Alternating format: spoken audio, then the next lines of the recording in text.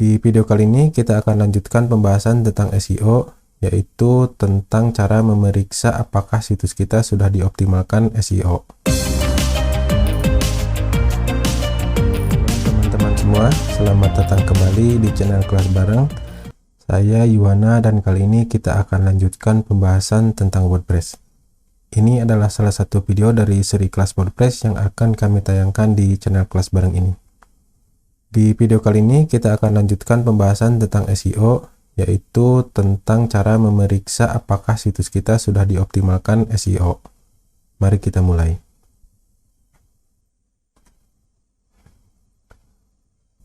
Pada video pembahasan SEO sebelumnya, kita telah membahas yaitu diantaranya tentang apa itu SEO, mengapa SEO itu penting, dasar-dasar SEO WordPress, kemudian memasang plugin untuk meningkatkan SEO, dan best practice SEO WordPress. Kemudian kita juga telah membahas beberapa best practice SEO WordPress. Nah, lebih detail mengenai penjelasan SEO dan best practice dasar tadi bisa teman-teman lihat pada video sebelumnya tentang optimasi SEO WordPress. Pada video sebelumnya juga kita telah membahas secara singkat mengenai sitemap dan untuk menambahkan sitemap ini tanpa plugin dan dengan menggunakan plugin. Nah, kita juga telah membahas bagaimana cara menambahkan situs dan sitemap ini ke Google Search Console. Kemudian kita juga telah melakukan riset kata kunci untuk situs web kita dan menambahkan kata kunci dan deskripsi meta di situs WordPress.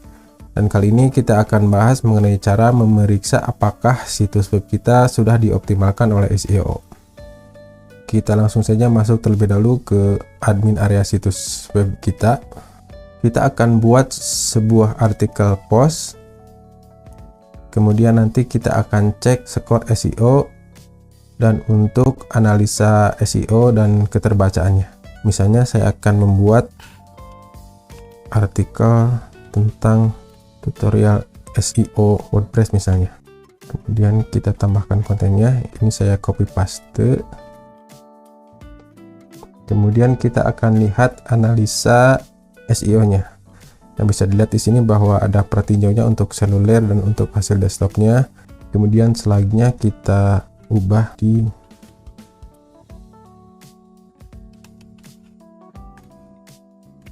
Nah, jika kita lihat analisa SEO-nya, ada beberapa masalah. Ada 4 masalah. Itu diantaranya tidak ada tautan keluar, tidak ada gambar, dan panjang frasa kunci dan panjang deskripsi meta. Nah, ini frasa kuncinya kita belum buat. Kita masukkan dulu. Misalnya kita buat kata kuncinya SEO WordPress. Kemudian untuk deskripsi metanya ini belum ada. Kita pakai paragraf yang ini misalnya. Atau sebenarnya untuk di deskripsi meta ini bisa juga langsung dari kutipan. Nah, jika dari kutipan nanti akan munculnya di seperti ini. Nah, tetapi jika ingin paragraf tertentu untuk post ini, kita juga bisa isikan deskripsi metanya di sini. Nah, kemudian kita lihat lagi, masih ada, kita fokus dulu ke frasa kunci. Frasa kunci dan sinonim tidak muncul pada paragraf pertama. Kemudian frasa kuncinya tidak muncul juga pada deskripsi meta. Nah, ini kita ubah karena kita menggunakan kata-kata WordPress. Di deskripsi metanya kita akan masukkan kata WordPress. Sebagai contoh misalnya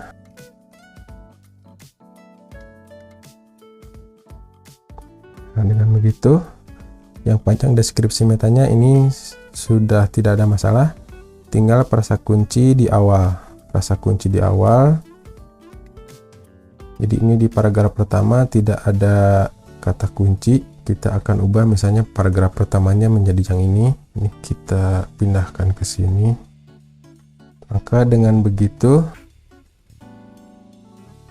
masalah untuk frasa kunci dalam judul ini sudah tidak bermasalah. Kemudian yang selanjutnya adalah tautan keluar dan gambar. Misalnya untuk tautan keluar saya akan tambahkan di bagian bawah. Nah, sekalian dengan gambar saya juga akan masukkan gambar. Misalnya kita akan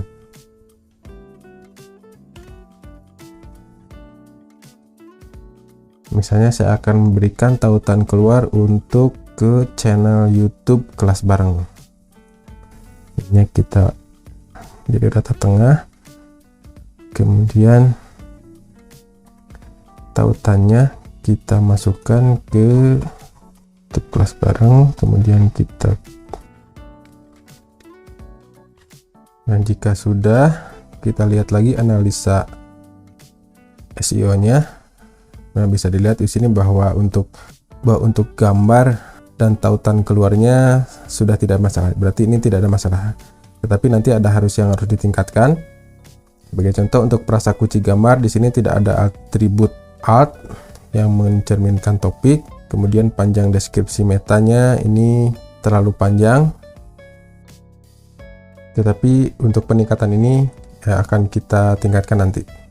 Nah, kemudian yang selanjutnya kita lihat untuk keterbacaan. Ini misalnya di sini ada kalimat pasif dan ada sebaran subjudul.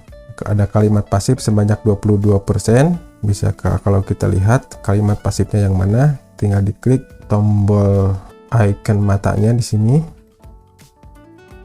Nah, bisa dilihat ini adalah kalimat-kalimat pasif yang harus kita perbaiki. Saya akan perbaiki terlebih dahulu.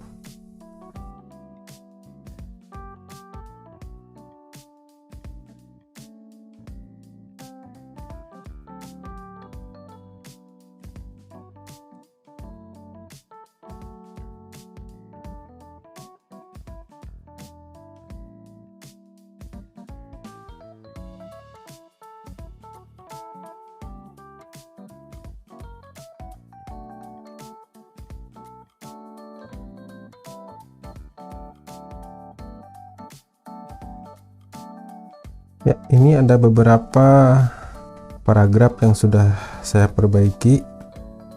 Nah, sekarang kita bisa lihat bahwa keterbacaannya sudah tidak ada masalah.